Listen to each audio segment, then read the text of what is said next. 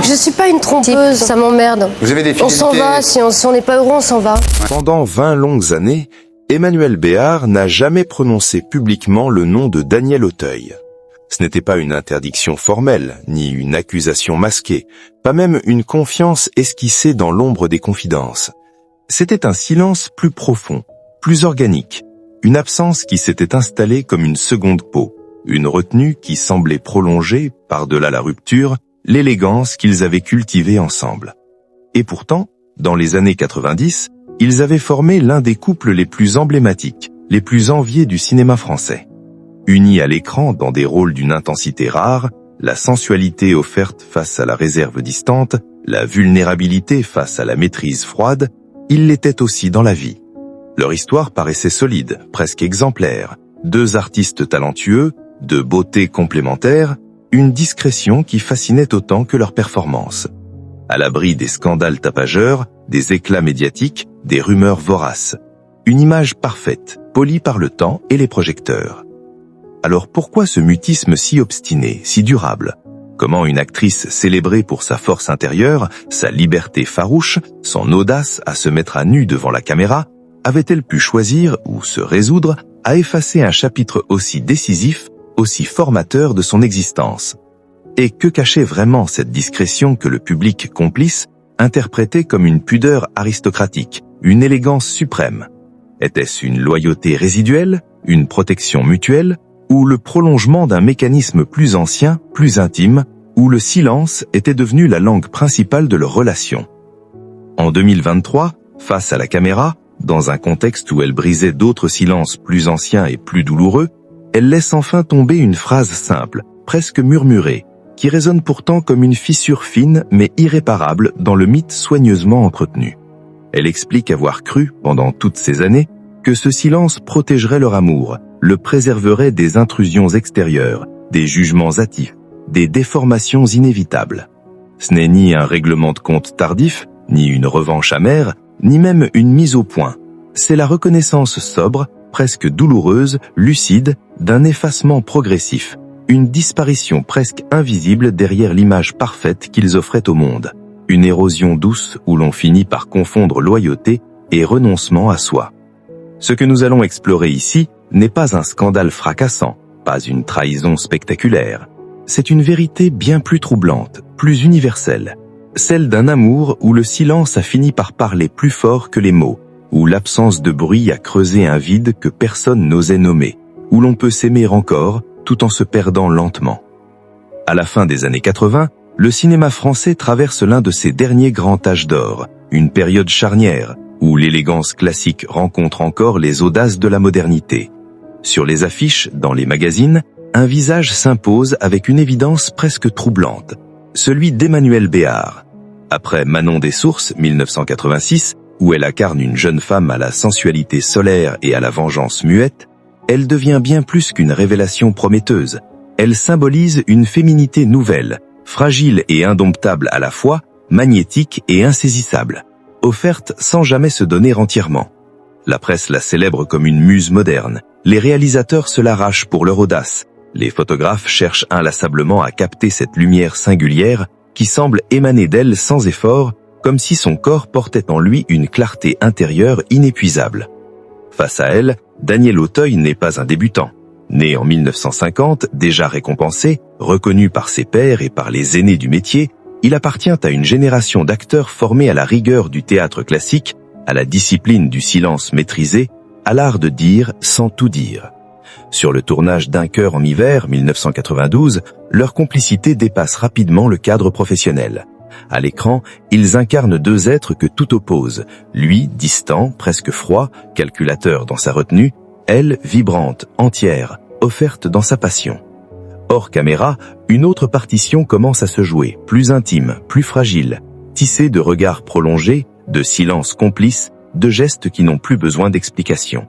La France entière découvre alors un couple qui semble incarner l'équilibre idéal entre passion brûlante et maîtrise absolue. Ils apparaissent ensemble dans les festivals, sur les tapis rouges, sans jamais trop se livrer, protégés par une discrétion presque élégante, une réserve qui fascine autant qu'elle intrigue. Rien en surface ne laisse présager la fracture à venir. Leur union semble faite pour durer, comme un film bien écrit où chaque plan répond au précédent. Pourtant, dès le début, un contraste discret s'installe, presque imperceptible. 13 années les séparent, un écart qui, à l'époque, passe pour anodin dans le milieu artistique. 2 sensibilités différentes, 2 manières opposées d'habiter la lumière publique. Lui, ancré dans une maturité déjà reconnue, elle, en pleine éclosion, portée par une énergie juvénile. Et parfois, lorsque la lumière change d'angle, un festival où elle est plus sollicitée, une couverture de magazine centrée sur son visage seul, elle révèle des ombres que personne, peut-être même pas eux au début, ne voulait pas voir distinctement. Au commencement, l'équilibre paraît naturel, presque harmonieux. Daniel Auteuil occupe une position stable et enviable dans le paysage cinématographique français. Acteur confirmé, respecté par ses aînés, césarisé pour son jeu sobre, précis, maîtrisé. Emmanuelle Béard avance à ses côtés avec l'élan d'une jeune femme en pleine ascension, encore perçue comme une révélation lumineuse, presque éblouissante. Il existe entre les deux une hiérarchie invisible, mais rassurante. L'expérience d'un côté, l'éclosion de l'autre. La solidité d'un côté, la fraîcheur de l'autre. Une complémentarité qui semble idéale. Puis, presque imperceptiblement, cette dynamique commence à se modifier. Au tournant des années 90, la trajectoire d'Emmanuelle prend une ampleur inattendue, fulgurante. Elle ne se contente plus d'être une actrice talentueuse parmi d'autres. Elle devient une figure, un symbole culturel. Les couvertures de magazines s'enchaînent. Elle, Vogue, Madame Figaro, Première. Son visage s'impose comme un des emblèmes d'une nouvelle féminité française. Audacieuse et mystérieuse à la fois, sensuelle et intellectuelle en même temps. Son travail avec des réalisateurs exigeants, Claude Berry, Jacques Rivier, André Téchiné, renforce cette image d'actrice engagée à se mettre en danger pour son art, à explorer les zones les plus sombres de l'âme féminine. Dans les festivals, les projecteurs se braquent davantage sur elle, les questions des journalistes la visent en premier, les critiques parlent d'elle comme d'une icône en devenir, une héritière des grandes actrices françaises. Elle ne partage plus simplement la lumière, elle la concentre, la captive, la retient. Daniel continue à tourner et à collaborer avec des cinéastes reconnus. Son talent ne faiblit pas, son respect professionnel demeure intact. Pourtant, médiatiquement, un glissement subtil s'opère. Dans certains articles, il devient progressivement le compagnon d'Emmanuelle Béard, une inversion discrète mais lourde de sens. Dans un milieu où l'image publique façonne souvent les équilibres privés plus qu'on ne l'admet, ce renversement ne reste jamais neutre. Il ne s'agit pas d'une rivalité déclarée, explosive. Aucun témoignage ne parle de jalousie violente, de scènes spectaculaires. Rien de tapageur, rien de visible. Ce qui s'installe est plus insidieux, plus difficile à nommer. Une tension diffuse, presque abstraite, née du déséquilibre des regards extérieurs. Dans un couple d'artistes, la reconnaissance publique agit comme un miroir démultiplié. Elle reflète non seulement le talent, mais aussi la place de chacun dans le récit commun, dans l'imaginaire collectif. Lorsque l'un est perçu comme la révélation du moment, la star montante, et que l'autre devient une figure plus stable, presque classique, la dynamique intime peut se transformer sans qu'aucun des deux ne le formule explicitement. Emmanuelle Béard dira plus tard, avec le recul des années, qu'elle a ressenti une forme de gêne face à son propre succès, non pas parce qu'elle le refusait, mais parce qu'elle percevait le décalage qu'il installait entre eux, une ombre subtile sur l'équilibre qu'ils avaient construit. Elle avait rêvé de partager cette lumière, de la faire circuler entre eux comme un bien commun.